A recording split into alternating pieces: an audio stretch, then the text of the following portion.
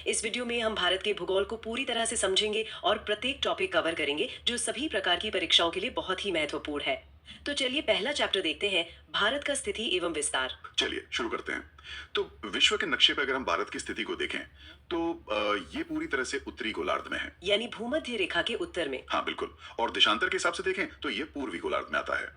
तो मतलब संक्षेप में भारत उत्तर पूर्वी गोलार्ध में स्थित है। और महाद्वीपों के संदर्भ में हमेशा के दक्षिणी हिस्से में है। सही कहा। और इसी वजह से भारत को अक्सर मतलब भारतीय उपमहाद्वीप का केंद्र भी कहते हैं। अच्छा, और इस उपमहाद्वीप में सिर्फ भारत ही नहीं बल्कि हमारे पड़ोसी देश भी शामिल है ना? जी हाँ, इसमें पाकिस्तान, नेपाल, भूटान, बांग्लादेश, श्रीलंका और मालदीव्स भी आते हैं। ठीक है, अब अगर इसके आकार मतलब एरिया की बात करें तो वो कितना है? भारत का कुल क्षेत्रफल लगभग 32,87,263 वर्ग किलोमीटर है। ये सुनने में तो बहुत बड़ा लगता है भी, लेकिन अगर दुनिया के कुल जमीनी हिस्से से तुलना करें तो ये सिर्फ 2.4% है। सिर्फ 2.4% जमीन, लेकिन इस पर दुनिया की इतनी बड़ी आबादी रहती है। वैसे क्षेत्रफल के हिसाब से हम दुनिया में कौन से नंबर पर आते हैं?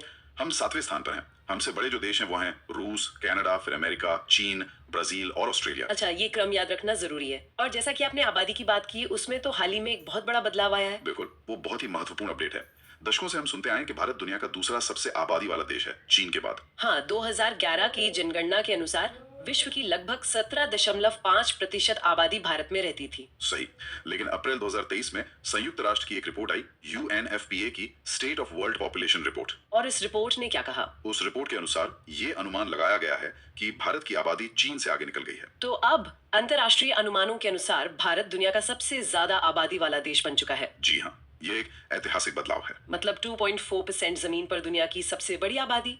अच्छा, अब इस विशाल देश के विस्तार की बात करते हैं। उत्तर से दक्षिण की लंबाई कितनी है? अगर हम उत्तर में लद्दाख से लेकर दक्षिण में कन्याकुमारी तक देखें तो भारत की लंबाई है 3,214 किलोमीटर। और पूरब से पश्चिम? पूर्व में अरुणाचल प्रदेश से लेकर पश्चिम में गुजरात तक चौड़ाई है 2,933 किलोमीटर। ये दोनों दूरियां लगभग बराबर सी हैं, जो भारत के काफी संतुलित आकार को दिखाती हैं। बिल्कुल। अब इस विस्तार को थोड़ा और तकनीकी नजरिए से देखते हैं, अक्षांश और देशांतर के पैमाने पर। हाँ, ये वो काल्पनिक रेखाएं हैं जो ग्लोब पर किसी भी जगह की सटीक लोकेशन बताती हैं। सही। तो जो आड़ी रेखाएं हैं वो अक्षांश यानी लैटिट्यूड, और जो खड़ी रेखाएं हैं वो देशांतर यानी लॉन्गिट्यूड। और 0 डिग्री अक्षांश को भूमध्य रेखा कहते हैं। हमारे लिए सबसे महत्वपूर्ण अक्षांश रेखा कौन सी है? वो है 23.5 डिग्री उत्तरी अक्षांश। इसे कर्क रेखा या ट्रॉपिक ऑफ कैंसर कहते हैं। और ये महत्वपूर्ण इसलिए है क्योंकि ये भारत के लगभग बीच से होकर गुजरती है, जी। जो हमारे देश के मौसम और जलवायु पर गहरा असर डालती है। तो भारत का अक्षांशीय विस्तार क्या है? भारत की जो मुख्य भूमि है वो 8 डिग्री 4 मिनट उत्तरी अक्षांश से शुरू होकर 37 डिग्री 6 मिनट उत्तरी अक्षांश तक फैली हुई है। और देशांतरीय विस्तार? वो है 68 डिग्री 7 मिनट पूर्वी देशांतर से 97 डिग्री 25 मिनट पूर्वी देशांतर के बीच। यहाँ ये ध्यान देना जरूरी है कि अक्षांश के दोनों नंबर उत्तरी हैं और देशांतर के पूर्वी। ये इस बात को पक्का करता है कि भारत पूरी तरह से उत्तर पूर्वी गोलार्ध में है। बिल्कुल। अब बात करते हैं भारत के सबसे दूरस्थ बिंदुओं की, मतलब एक्सट्रीम पॉइंट्स की। हाँ। सबसे उत्तरी बिंदु कौन सा है? भारत का सबसे उत्तरी बिंदु है इंदिरा कोल, जो लद्दाख में सियाचिन ग्लेशियर के पास है। और सबसे दक्षिणी बिंदु को लेकर अक्सर थोड़ा कंफ्यूजन होता है, क्या वो कन्याकुमारी है? ये एक आम सवाल है। अगर हम भारत की मुख्य भूमि का सबसे दक्षिणी बिंदु पूछें तो जवाब है केप कोमोरिन, कन्याकुमारी में। लेकिन अगर संपूर्ण भारत का पूछें, जिसमें द्वीप समूह भी शामिल हैं, तब जवाब बदल जाता है। वो है इंदिरा पॉइंट। इंदिरा पॉइंट, ये कहाँ पर है? ये निकोबार द्वीप समूह में है। इसे पहले पिग्मिलियन पॉइंट भी कहते थे। ये बहुत जरूरी अंतर है। और पूर्व और पश्चिम के सिरे? सबसे पूर्वी बिंदु है अरुणाचल प्रदेश का किबिथु, और सबसे पश्चिमी बिंदु है गुजरात के कच्छ में गुहार मोती। ठीक है, अब सीमाओं पर आते हैं। भारत की जमीनी सीमा मतलब लैंड बाउंड्री, उसकी कुल लंबाई कितनी है? भारत की कुल स्थलीय सीमा की लंबाई है 15,106.7 किलोमीटर। ये बहुत विशाल है। और तटीय रेखा यानी कोस्ट लाइन, मैंने सुना इसमें एक बड़ा अपडेट आया है। जी हाँ, ये बहुत ही महत्वपूर्ण अपडेट है। पुरानी जानकारी के अनुसार द्वीपों को मिलाकर भारत की तटीय रेखा की लंबाई 7,516.6 किलोमीटर बताई जाती थी। हाँ, यही आंकड़ा किताबों में मिलता है। पर अब नई सैटेलाइट तकनीक से दोबारा गणना हुई है। 29 अप्रैल 2025 की सरकारी जानकारी के अनुसार भारत की कुल तटीय रेखा की नई लंबाई है 11,998.81 किलोमीटर।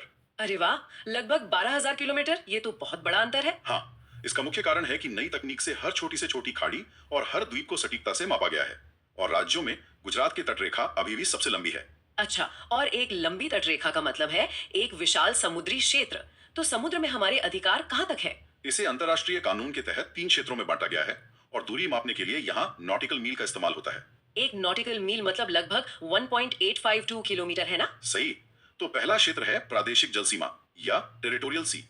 ये तट से 12 नॉटिकल मील तक होता है। इस पर हमारा पूरा अधिकार होता है। बिल्कुल जैसा जमीन पर होता है वैसा ही सारे कानून लागू होते हैं। इसके बाद इसके बाद आता है संलग्न क्षेत्र यानी कंटीगियस जोन, जो प्रादेशिक सीमा से आगे 24 नॉटिकल मील तक होता है। यहाँ अधिकार कुछ कम हो जाते होंगे। हाँ, यहाँ भारत को सीमा शुल्क वसूलने, साफ सफाई के नियम लागू करने और अप्रवासन से जुड़े मामलों में कार्रवाई का अधिकार है। और तीसरा और सबसे महत्वपूर्ण क्षेत्र वो है अनन्य आर्थिक क्षेत्र या एक्सक्लूसिव इकोनॉमिक जोन, जिसे ईईजेड कहते हैं। यह तट से 200 नॉटिकल मील तक फैला है। 200 नॉटिकल मील।